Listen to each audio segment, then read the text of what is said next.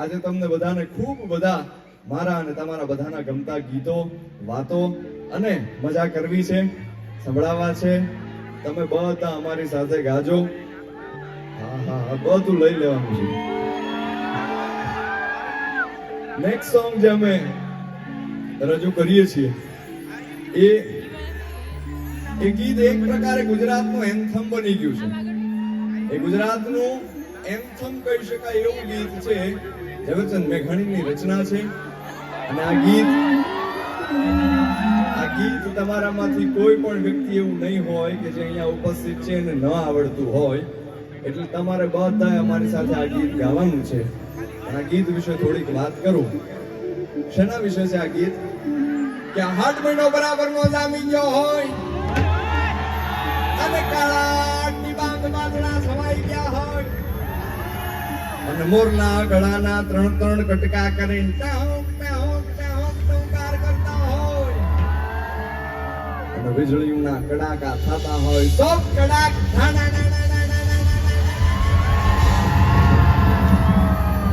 વીજળીના કડાકા થતા હોય, મોરના ગળાના ત્રણ ત્રણ કટકા કરીને ટંકાર કરતા હોય.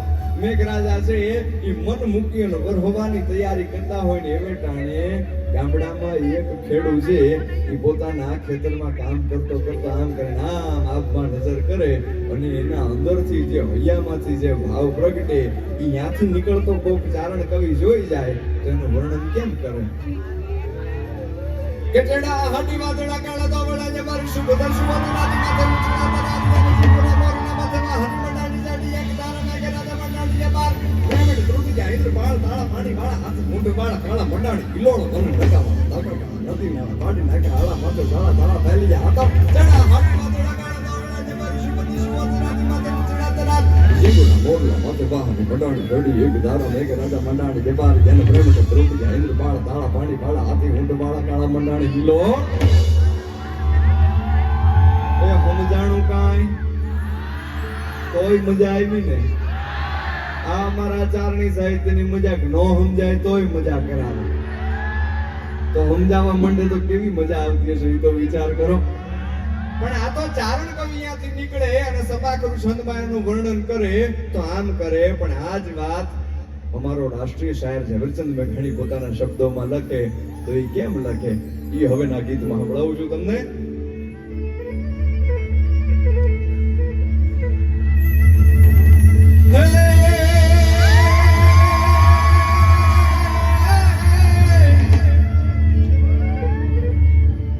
કે આ ભેધરાળા કટિયા અને જોને મોલ થડંકે જોને માટ ગુણ બરખારી રત વણવા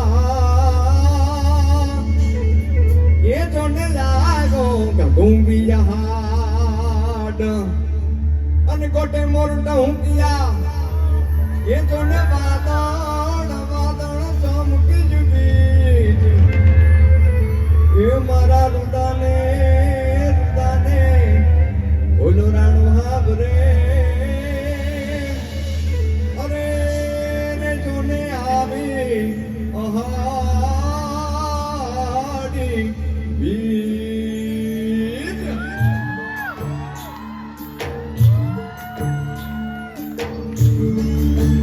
દેવા